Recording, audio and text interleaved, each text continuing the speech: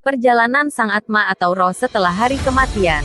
Menurut kepercayaan agama Hindu, diawali dari proses kematian, di mana sang Atma atau roh akan meninggalkan badan sarira kosa yang sifatnya sementara dan tidak abadi di dunia ini.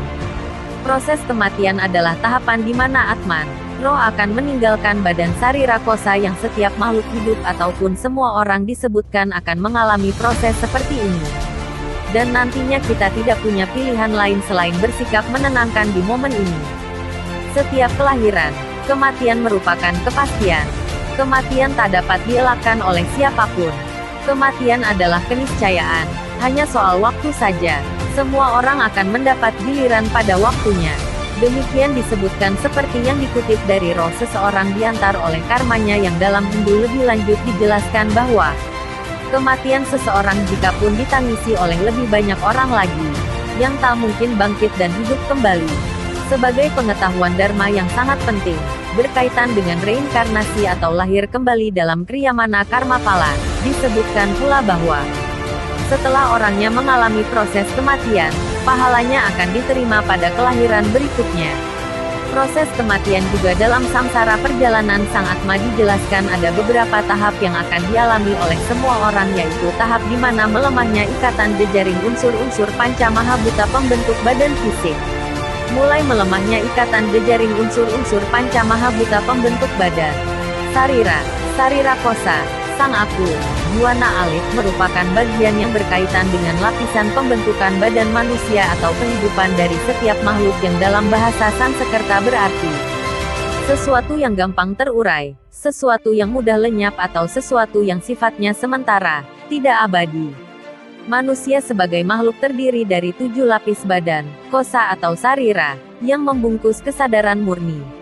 7 lapis badan ini adalah semua aspek-aspek lapisan-lapisan badan yang terkait dengan pengalaman subjektif kita sebagai sang aku atau sebagai makhluk hidup. Diurutkan dari yang paling kasar sampai dengan yang paling halus, badan-badan ini terdiri dari sebagai berikut. 1. Stula sarira atau anamaya kosa, lapisan bagian kasar. 2. Linga sarira atau anamaya kosa, lapisan bagian halus. 3. Pranamaya kosa atau energi prana. 4. Suksma sarira atau manomaya kosa, lapisan kasar. 5. Karana sarira atau manomaya kosa, lapisan halus. 6. Vijnanamaya kosa atau riak-riak pikiran, tanpa ahamkara. 7. Anandamaya kosa atau lebur dalam paramasanti. Ketika seluruh lapisan badan ini semuanya pralina atau mati, di titik itulah kita mengalami moksa. Diceritakan juga dalam setiap tubuh manusia terdapat huruf aksara suci yang sangat disucikan dan dewa dari huruf suci tersebut bersatu menjadi Sang Hyang, dasa aksara, seperti yang tersurat dalam aksara suci. Dalam beberapa kutipan artikel tambahan, sarira kosa dalam diri manusia juga disebutkan. Pada saat melakukan upacara ngaben atau kremasi dijelaskan pula bahwa proses pengembalian unsur panca mahabhuta yang ada dalam sarira atau dalam diri manusia pada akhirnya asalnya atau ke Sang Pencipta, Ida Sang Hyang Wibu, Tuhan Yang Maha Esa. Banten atau media yang digunakan dalam upacara agama Hindu penyepuhan berfungsi untuk pembersihan atau mensucikan angga sarira atau badan kasar, dengan upacara melukat di dekat mata air atau aliran air dengan niatnya dan sembahyang untuk memohon kesucian agar air tersebut diberi daya kekuatan untuk membersihkan sarira kita. Dan salah satu tirta, yaitu tirta pawitra sebagaimana dijelaskan bahwa salah satu Widyadari yang bernama Widyadari Nilotama, sebagai prabawanya dalam kekuatan Sang Hyang Wisnu untuk menganugerahi kekuatan peleburan segala bentuk kekotoran jiwa, Atman, dan raga kita. Dasa aksara dalam buana alit, setiap tubuh manusia terdapat huruf-huruf yang sangat disucikan. Diceritakan pula bahwa dewa-dewa dari huruf suci tersebut bersatu menjadi Sang Hyang, dasa aksara. Sedangkan untuk mantram pensucian sarira sebagaimana dijelaskan dalam sikap sembahyang dan doa, mantram sembahyang sehari-hari yang sering diucapkan. Setelah melewati perjalanan itu, maka roh atau atma melewati proses yang digambarkan sebagai berikut. Tegal penangsaran, disebutkan setelah mengalami seda atau kematian, dalam prosesi seda raga, sebagai rangkaian upacara mediksa, tempat itu digambarkan Area yang luas kering seperti padang pasir, di sana terlihat banyak orang yang berbaring tidak bisa berjalan. Dan kata Nabe mereka adalah mayat-mayat yang belum diupacarai fitrayatnya. Hal itu pula bahwa, di sekitar pura dalam Puri Besaki terdapat tanah lapang yang dinamai Tegal Penangsaran. Di situ ada sebuah tugu kecil di sebelah timur pura. Tiodalan di pura ini pada hari Buddha Kliwon Wuku Ugu. Sedangkan setiap tahun pada Sasi Kepitu penanggal 1, 3 atau 5 diselenggarakan upakara yatnya Musaba Kepitu. Di dalam pura inilah menurut suatu cerita, Sri Jayakasunu menerima pewara-wara atau sabda dari Batari Durga tentang upacara Eka Dasarudra, Tawur Kesanga, Galungan, Kuningan dan lain-lainnya.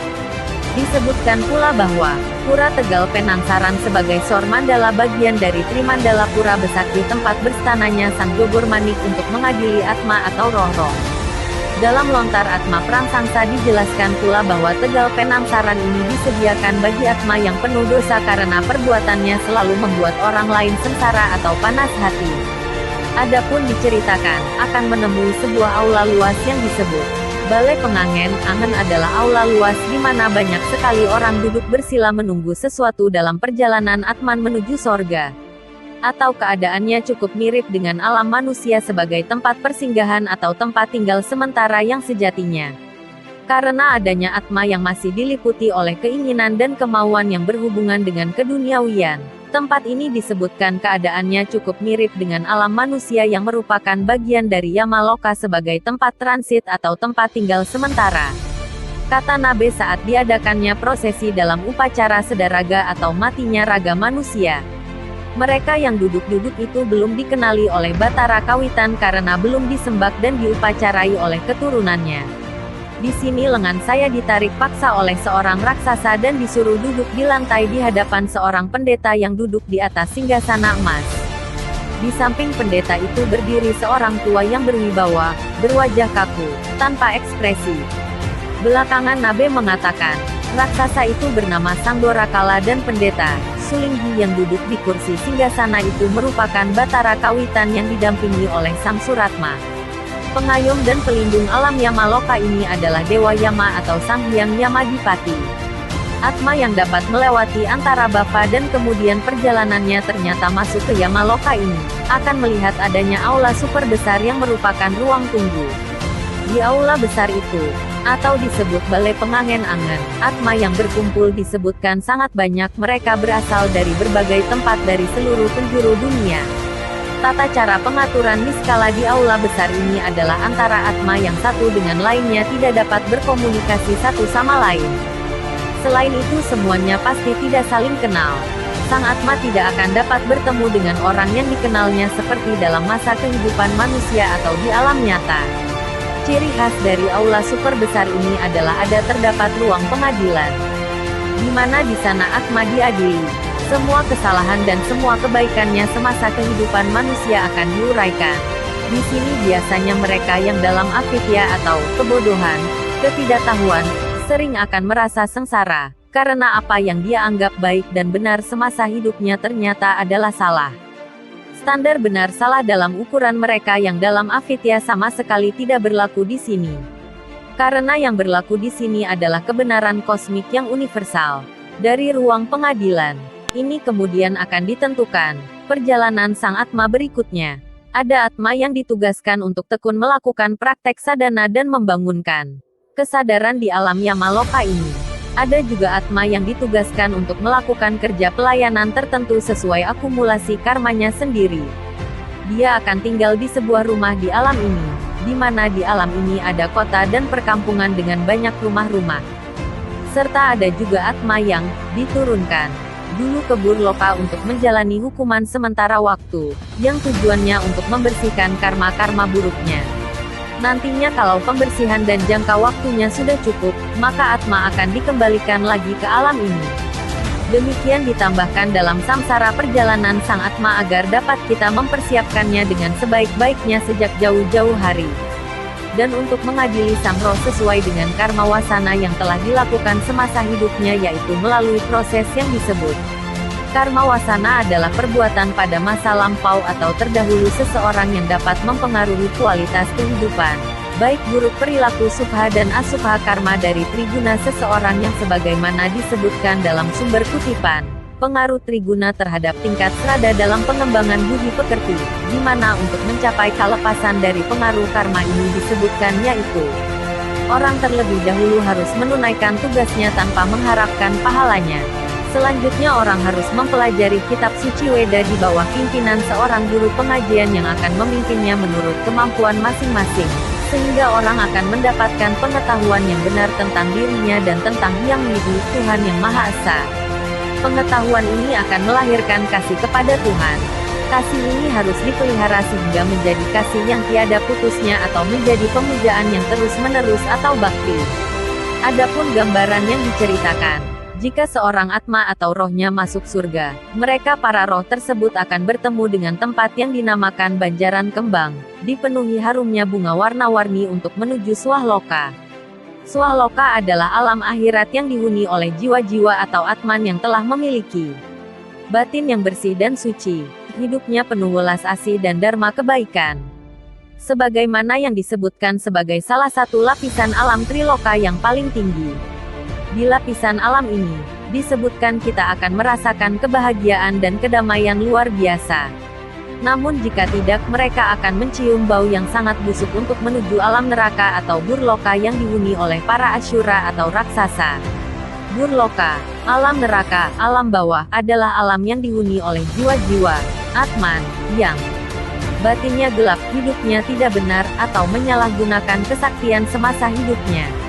Burloka merupakan salah satu lapisan alam Triloka dalam komposisi alam semesta. Buana agung ini disebut sebagai neraka yang dihuni oleh para asyura atau makhluk-makhluk bawah, buta kala, yang tidak baik dan para atma yang diselaputi oleh karma wasana yang terlalu banyak bersifat asubha karma atau ketidakbenaran semasa hidupnya.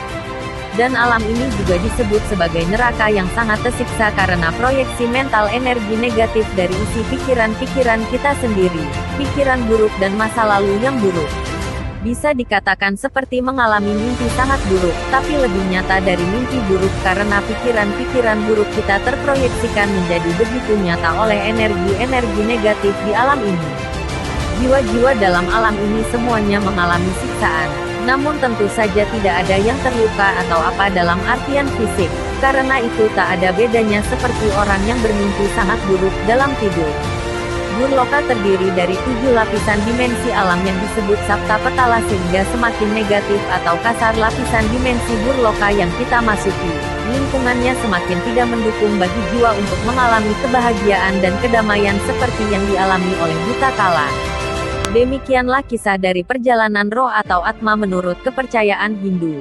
Jangan lupa like, berikan komentar, bagikan videonya, dan subscribe, karena akan ada cerita dan kisah terbaru lainnya.